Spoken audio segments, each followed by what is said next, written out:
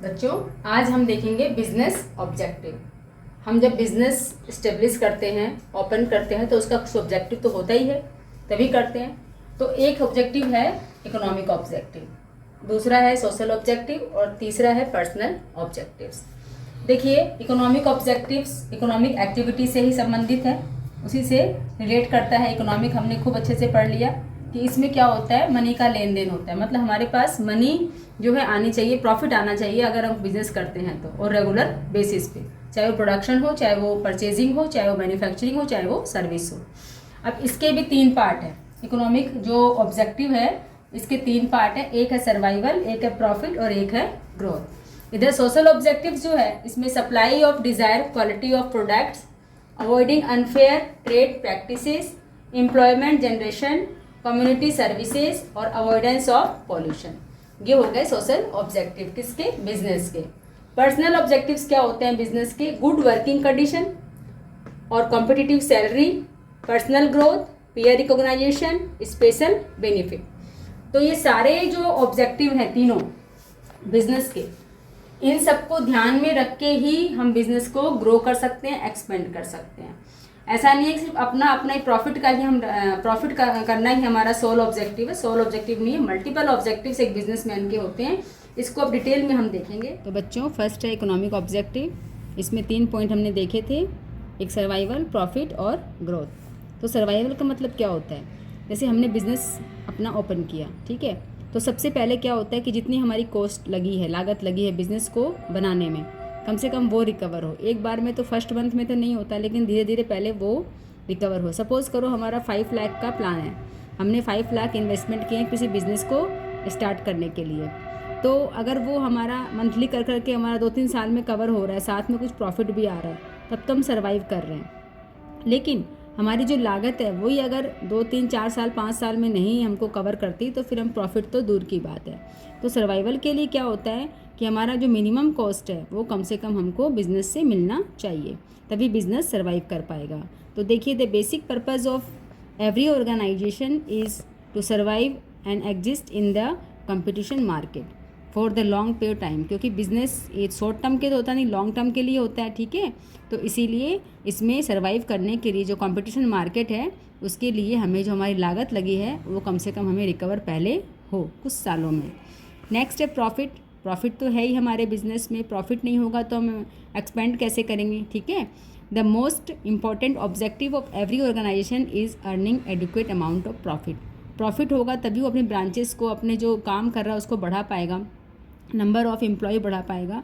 इससे पता लगेगा कि हाँ उसके बिजनेस में प्रॉफिट हो रहा है। Growth. Business organisation must grow and expand their activities. The success of any organization is measured by the growth rate, and growth is measured in terms of sales, number of branches, number of products, number of employees, etc. etc.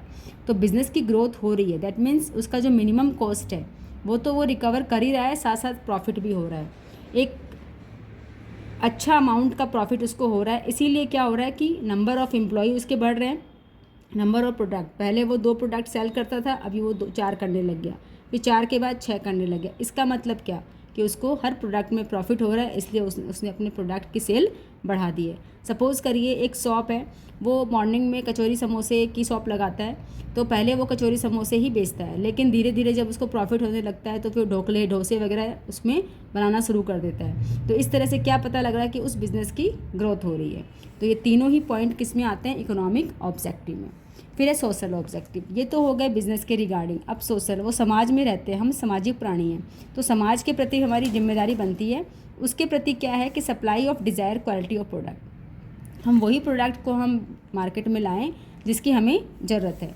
Customers prefer to buy the products only when they are of satisfactory customers जो prefer to buy the products only when they are of satisfactory quality are available at the reasonable price। हमको अगर satisfaction होता है, reasonable price है, तभी हम उस product को ख़रीदते हैं। सपोज़ करो कि हमें वो नीड ही नहीं है उस चीज़ की, वो भी हम नहीं लेंगे, और अगर हमें वो प्राइस ज़्यादा है तब भी हम नहीं ले पाएंगे। तो सप्लाई करेंगे किसी भी चीज़ की तो रीज़नेबल प्राइस पे, और वो हमारी जो डिज़ायर है उसको फुलफ़िल करनी चाहिए। फिर है avoidance of unfair trade practice. इसमें क्या है देखिए, no society accept unfair trade practices. With this practices a businessman will not only loss his reputation but it is punishable under law. वो लॉ के अंडर पनिश भी हो सकता है। क्यों? क्योंकि सपोज़ करो आपका माल एक्सपायरी हो गया, ठीक है, पैकेट पे आपने नई लेबलिंग कर दी और कस्टमर को बेचा। अगर इन फ्यूचर करते करते ये काम कभी किसी कस्टमर को कोई प्रॉब्लम आ गई, हेल्थ इशू आ गया, तो फिर आपको क्या करना पड़ेगा, उसका जुर्माना देना पड़ेगा और आपकी जो रेपुटेशन है वो भी ख़त्म हो जाएगी और लॉ में आपको क्या क्या पनिश किया जाएगा। इस तरह से आपको कभी भी जो अनफेयर ट्रेड प्रैक्टिस है उसको अपने बिजनेस में नहीं करना चाहिए। जैसे सपोज़ करिए कोई दुकानदार है, वो अपने समोसे बेचता है, वो मॉर्निंग में 8 to 10 तक समोसे बनाता है, तो जब उसकी सेल हो जाती है, लेकिन अगर वो उसी समोसे को शाम को भी बेचता है गरम तेल में तल के, तो उससे क्या होगा कि लोगों को पता लग जाएगा कि ये सुबह का बचा हुआ माल शाम को बेच देता है, तो उसकी समोसे कोई नहीं खाएगा। लेकिन दूसरा जो समोसे वाला है या कचौरी वाला है या किसी भी चीज़ को सामान जो बेचता है, अगर उसका पता रहे कि भाई इसका जो सामान है, ये जो लगाता है मटेरियल, घी वगैरह है ना, तेल वगैरह, वो प्योर है और उसके साथ साथ वो मॉर्निंग में जितना उसका बिक्री होता है वो बेचता है, बाकी वो उसको हटा देता है, फिर वो वापस से उसको यूज़ नहीं करता, तो उसकी रेपुटेशन ज़्यादा होएगी। और अगर वो 1-2 रुपये ज़्यादा भी मार्जिन रखेगा तो कस्टमर उसी के पास आएंगे।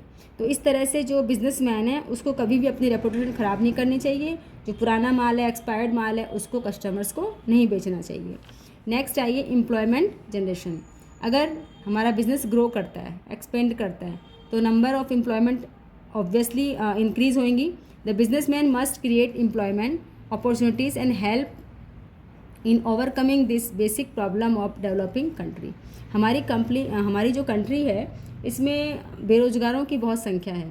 लोग पढ़े लिखे भी हैं, उनके पास क्वालिटी भी है, उनके पास क्वालिफ़िकेशन भी है, लेकिन उनको उनके अकॉर्डिंग जॉब नहीं मिलती। तो अगर एक बिजनेसमैन एक्सपेंड करता है, अच्छे से काम करता है, तो वो क्या करता है, अपॉर्चुनिटी प्रोवाइड करता है सोसाइटी को एम्प्लॉयमेंट की, और इससे क्या होता है कि हमारी जो इकोनॉमी है कंट्री की वो भी प्रोग्रेस करती है। अब है सोशल सर्विसेज। जब बिज़नेस ग्रो कर रहा है, ठीक है, तो वो सोशल सर्विस भी प्रोवाइड करेगा। The large business organisation undertake various projects of social services such as running charitable dispensaries, schools, hospital, etc. The big companies can help in social services program run by NGOs and government organization by contributing large amount of funds in the form of donation or charity.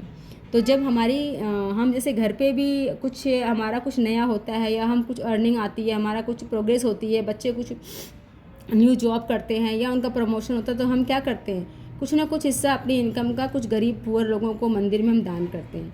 ऐसे ही एक businessman society में ही रहता है, society का ही part है। अगर वो grow कर रहा है, उसका बिजनेस भी ग्रो कर रहा है और उसकी रेपुटेशन बढ़ रही है, तो उसे समाज के लिए कुछ करना चाहिए, ठीक है। तो जैसे NGOs होते हैं, वो क्या करते हैं, उनको गवर्नमेंट से फ़ंड मिलता है ना, और डोनेशन मिलता है उन कंपनियों के थ्रू, तो वो भी क्या करते हैं, हॉस्पिटल्स हैं, इस तरह के काम करते हैं। जैसे कि नीता अंबानी हैं, उन्होंने अपनी एक एनिमल्स के लिए एक मंत्रा करके बनाया है, तो वो क्या करती हैं, एनिमल्स के प्रोटेक्शन के लिए है। और टाटा के जो थे ग्रुप के जो चेयरमैन थे, उन्होंने तो बहुत कुछ किया है समाज के लिए। तो इस तरह से लोग सामाजिक भी उनको दायित्व होते हैं बिजनेसमैन के। नेक्स्ट आते हैं अवॉइडेंस ऑफ पॉल्यूशन, ठीक है। Industrialisation make a more problem of pollution. The businessman must adopt environment को फ्रेंडली रखे। ऐसी टेक्निक अपनाएं जो इन्वायरमेंट को पोल्यूशन ना करे, उसको इको फ्रेंडली हो, ठीक है। तो friendly technique of production and should drain the waste material in such a way that those do not pollute the environment. जो फैक्ट्री का जो चिमनीस होती हैं, है ना, प्रोडक्शन होता है, उसका वेस्ट बचता है, केमिकल बचते हैं, वो हम क्या करते हैं, रिवर्स में, लेक्स में ड्रेन कर देते हैं। लेकिन उनको एलिमिनेट करने का ये तरीका सही नहीं है, तो ये गवर्नमेंट भी इसको अलाउ नहीं करती है। इससे क्या हो रहा है कि हम जो आज की जनरेशन है और आने वाली जनरेशन है, दोनों के लिए हार्मफुल है। हमारा इन्वायरमेंट अगर हो जाएगा पोल्यूटेड, तो हम कहाँ रहेंगे। लास्ट जो था हमारा ऑब्जेक्टिव, वो है ह्यूमन और पर्सनल ऑब्जेक्टिव्स। ह्यूमन्स और individuals objectives are related to the employ of the organisation. ये जो पर्सनल ऑब्जेक्टिव है, ये बिजनेसमैन के लिए नहीं है, जो उनके एम्प्लॉय हैं उनके लिए हैं। क्योंकि जो उसके यहाँ एम्प्लॉई हैं अगर वो खुश नहीं रहेंगे तो बिज़नेस कैसे ग्रो करेंगे, कैसे वो अच्छे से काम करेंगे। तो उसके लिए देखिए the common individual objectives are, first है प्रोवाइडिंग गुड वर्किंग कंडीशन। जहाँ वो काम कर रहे हैं, सपोज करो उनकी टेबल है, डेस्क है, जहाँ बैठते हैं वो काम करते हैं, वो बहुत ही डस्टिंग नहीं हुई है, बहुत ही धूल मिट्टी छाई हुई है, तो वो कैसे काम करेंगे। वहाँ फ़ैन नहीं है, एसी नहीं है, कूलर नहीं है, गर्मी है, तो अगर तो इस तरह से वो काम नहीं कर पाएंगे। और payment of satisfactory wages and salaries, उनको जो पेमेंट है वो भी जो उनके अकॉर्डिंग जो जॉब है उनके अकॉर्डिंग मिलना चाहिए, तभी वो काम कर पाएंगे, नहीं तो वो अदर कंपनी में स्विच कर जाएंगे।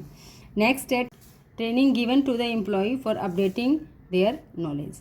अगर हमारा एम्प्लॉय है 10 साल पहले वो जॉब हमारे यहाँ काम कर रहा है और अभी कुछ टेक्निक न्यू आई है लेकिन उसको नॉलेज नहीं है, तो हमारा ये फ़र्ज़ बनता है बिजनेसमैन का कि उसको वो टेक्निक सिखाई जाए ताकि वो अपडेट हो सके और उसको वो काम अच्छे से कर सके। Providing special benefits such as housing facility, medical facility, free education of the children. इस तरह की फैसिलिटी वो जिस लेवल का वर्कर है, जिस लेवल का एम्प्लॉई है उसको उस तरह की फैसिलिटी टाइम टू टाइम मिलेंगी, तभी वो खुश रह के अपना काम करेगा। और जितना आप उसके बारे में सोचेंगे एम्प्लॉय के बारे में, उतना ही वो बिज़नेस को अपना समझेगा और अपना समझते हैं जब किसी काम को, तभी वो काम अच्छे से हो पाता है।